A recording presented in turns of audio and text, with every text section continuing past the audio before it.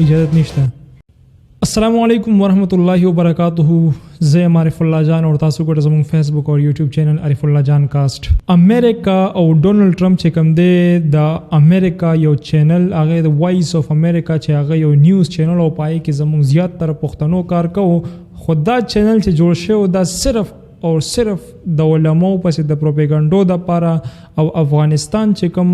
امارت اسلامی طالبان دي د هغوی مخالف دا جوړ شوی هغوی پسې بیا پروپاګاندا کولې. ډیر خلک په زما د خبرې سره اتفاق نه کوي. کم چې قوم پرست جماعتونه دي کم چې سیکولر او لیبرلز دي هغه په زما د خبرې سره اتفاق نه کوي. هغوی به وایي چې دې چینل خو د پښتو خدمت کوو دی به د پښتو د لپاره کار کوو خو لیکن داسې هیڅ هم نشته. دا صرف او صرف د پروپاګاندا د لپاره جوړ شوی او د پښتنو د بیزتو د لپاره جوړ شوی. خو الحمدلله زه په دې باندې د الله پاک لوی شکر ادا کوم چې دا چینل ختم کړ.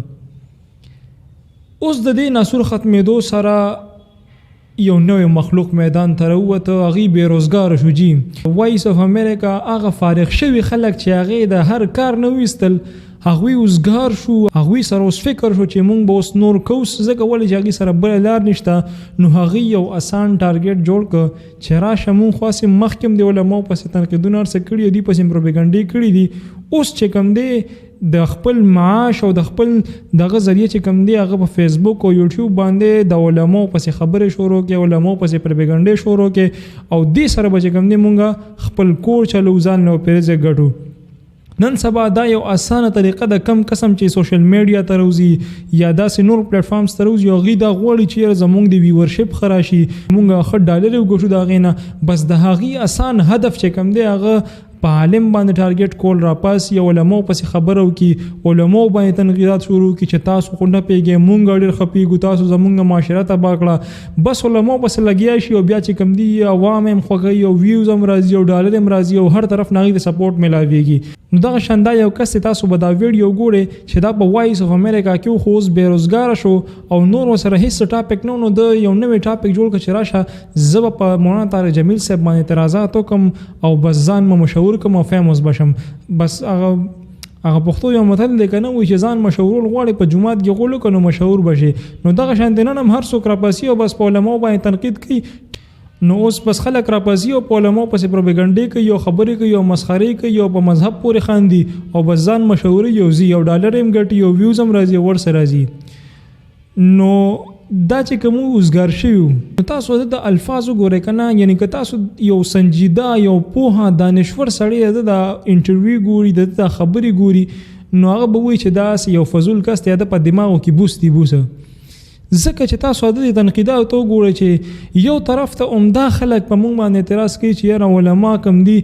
په کورونو کې ناست دي او بس په جوماتونو کې ناست دي او چندې اخلي او بس خوراکونه یې چې کوي. که په داسې حالاتو کې یو علم راپاسي او خپل انکم ځان له جوړ کړي خپل کمپنیانې ځان له جوړ کړي بزنس جوړ کړي برانډ جوړ کړي بیا دې خلکو ته تکلیف وي. دا وګوره وي دا عالم چې کومې دا خبرې کوي چې دا دنیا فانی او دین او فانی زو دا د اوس دنیا پسې لګېدلې دنیا ګټي. نو تاسو علما په یو حالت کې نه پرېږدئ که علما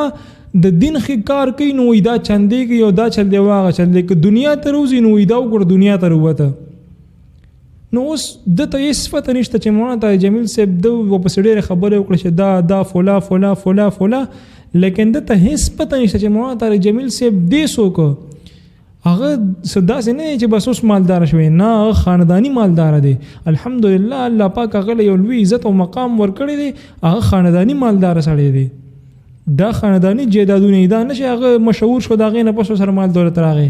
نه هغه لا مشهور نو تر جیداد مال دولت هر څه او بیا دی وایي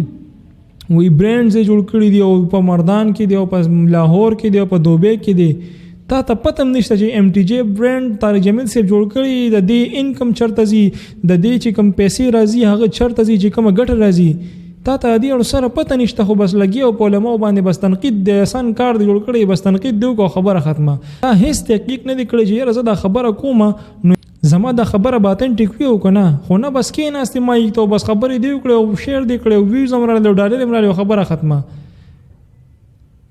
اول کینه ریسرچ وکړه یاره چې زه دا خبره کوم دی کې څه حقایق شته او که نه دا رښتیا خبره ده او که نه ده.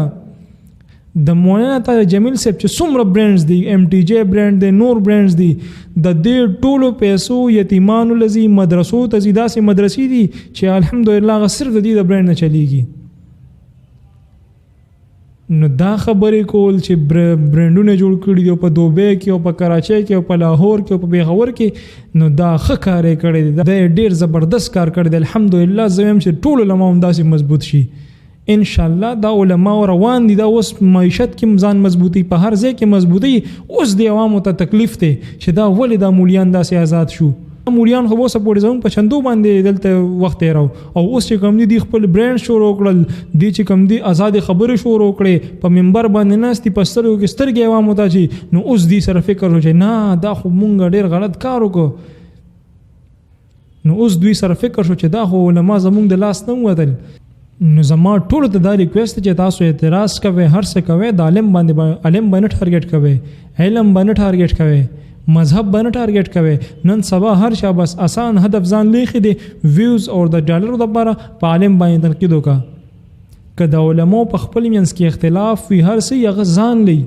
عام عوامو ته دی اجازه نشته چې هغه د علماء په معاملاتو کې انټرفیرنس وکړي هغه کې دخل اندازي وکړي هغه چې څه معاملات یې به کوي عام عوامو ته دا اجازه نشته